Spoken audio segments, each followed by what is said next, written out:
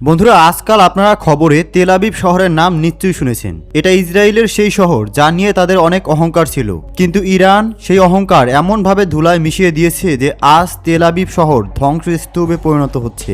Iran প্রতিদিন এখানে missile হামলা চালাচ্ছে এবং অনেক ইহুদিকে খতম করেছে।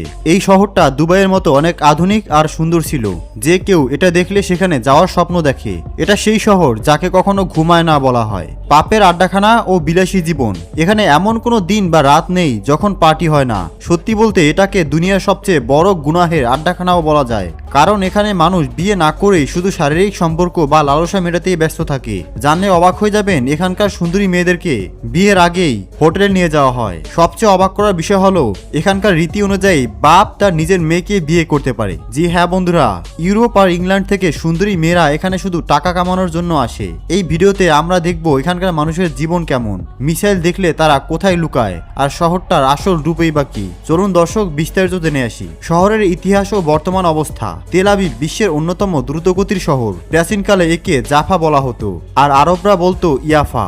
1910 সালে ইহুদিরা আসার পর এর নাম দেয় তেল আবিব। শহরটা প্রায় 5000 বছরের পুরনো হলেও এখানে ঐতিহাসিক জায়গা কম, কারণ ইহুদিরা এসে এটাকে নতুন করে সাজিয়েছে। এখানে আপনি বড় বড় শপিং মল, উঁচু উঁচু বিল্ডিং আর দারুণ লাইফস্টাইল দেখতে পাবেন। এখানে কেউ গরিব নেই, সবাই কোটিপতি। মূল শহরে 5 লাখ মানুষ থাকলেও আশেপাশের এলাকা মিলে প্রায় 40 লাখ মানুষ থাকে। শহরটা এতটাই দামি যে কোনো সাধারণ মানুষ সেখানে থাকতে পারবে না। খাওয়া দাওয়া থেকে থাকা সবই আকাশচুম্বী দামে। যাদের ব্যাংক ব্যালেন্স অনেক বেশি তারাই শুধু টিকে থাকতে পারে। পর্যটন ও বেহায়াপনা। এত দামি হওয়া সত্ত্বেও প্রতি বছর প্রায় 30 লাখ পর্যটক এখানে আসে, বিশেষ করে আমেরিকা ও ইউরোপ থেকে। এটা মূলত আমোদ ফুর্তির জায়গা। দুনিয়ার বড় বড় ধনীরা এখানে আসে ফুর্তি করতে। সমুদ্রের ধারে দামি হোটেল আর সুইমিং পুলে প্রতিদিন উলঙ্গ হয়ে নাচ গান আর পার্টি চলে। এখানকার নিয়ম এতটাই ঢিলেঢালা যে কেউ যদি রাস্তায় কাপড় ছাড়াও ঘোরে, সরকার তাকে কিছুই বলবে না।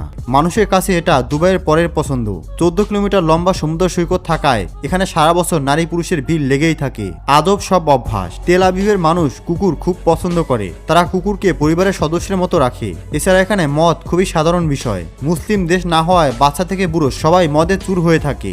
বর্তমানে যুদ্ধ পরিস্থিতি। বর্তমানে ইরানের মিসাইলের হামলায় এখানকার অনেক বড় বড় বিল্ডিং ধুলোয় মিশে গেছে। ইসরায়েলি মিডিয়া সব খবর প্রচার করতে দেয় না বলে সঠিক নিহতের সংখ্যা জানা যায় না, কিন্তু ইরানের হামলায় তারা বেশ কোণঠাসা হয়ে আছে। শহরে মিসাইল আসার সাথে সাথেই সাইরেন বেজে ওঠে এবং মানুষ মাটির নিচে বানানো ব্যাংকারে গিয়ে লুকায়। যদিও ইরানের আধুনিক মিসাইলগুলো এখন সেই বাংকারগুলোকেও ধ্বংস করে দিচ্ছে। মানুষের পরিচয় ও সমাজ। তেল আবিবে 95% মানুষই ইহুদি। এখানকার ধার্মিক ইহুদিরা সাদা কালো পোশাক পরে আর মাথায় টুপি দিয়ে কানের পাশে লম্বা চুল রাখে। এদের আর্থক জিউস বলা হয়। অন্যদিকে আধুনিক মেয়েরা খুবই খোলামেলা পোশাক পরে। রাস্তায় সারাক্ষণ তরুণ তরুণীদের কাঁধে বন্দুক নিয়ে ঘুরতে দেখা যায়, যারা আসলে ইসরায়েলি আর্মি। এখানকার সমাজ ব্যবস্থা এমন যে মানুষ বিয়ে খুব কম করে, বেশিরভাগই বয়ফ্রেন্ড গার্লফ্রেন্ড হিসেবে থাকে। বছরে হাজার হাজার এমন বাচ্চা জন্মায় যারা তাদের বাবার পরিচয় জানেই না। তাদের বিয়ে মানেই হলো প্রচুর নাচ আর মদের আসর। ব্যবসা ও অর্থনীতি। ইহুদিরা দুনিয়ার সব বড় বড় ব্যবসার অংশীদার, তাই তাদের টাকার অভাব নেই। পাকিস্তান থেকে কেউ সরাসরি ইসরায়েলে যেতে পারে না এবং তাদের কোনো দূতাবাসও পাকিস্তানে নেই, বাংলাদেশেও নেই। ইসরায়েল সবচেয়ে বেশি ভয় পায় ইরান আর পাকিস্তানকে, কারণ পাকিস্তান একটি পারমাণবিক শক্তিধর দেশ। তবে ভারতের সাথে ইসরায়েলের সম্পর্ক খুব ভালো। মোদী সরকার ইসরায়েলকে অনেক গুরুত্ব দেয় এবং ইসরায়েলও ভারতকে প্রচুর ফান্ডিং দেয়। খাওয়া দাওয়া ও বাজার। এদের খাবার অনেকটা আরবদের মতো। ফালাফেল, হুমুস, শাওমা আর সি ফুড এদের খুব প্রিয়। এছাড়াও পিৎজা, বার্গারও খুব চলে। এখানে হোম ডেলিভারি সিস্টেম খুব উন্নত। জেরুজালেমের পর এটাই তাদের বড় শহর। এখানকার বাজারগুলো বেশ খোলামেলা, যেখানে কাপড়, কার্পেট থেকে শুরু করে সবই পাওয়া যায়। তবে ইরানের সাথে যুদ্ধে জড়ানোর পর এই তেল আবিব শহর বর্তমানে ধ্বংসস্তূপে পরিণত হচ্ছে। একের পর এক শক্তিশালী ব্যালিস্টিক মিসাইল এই তেল আবিব শহরকে টার্গেট করে ইরান নিক্ষেপ করছে।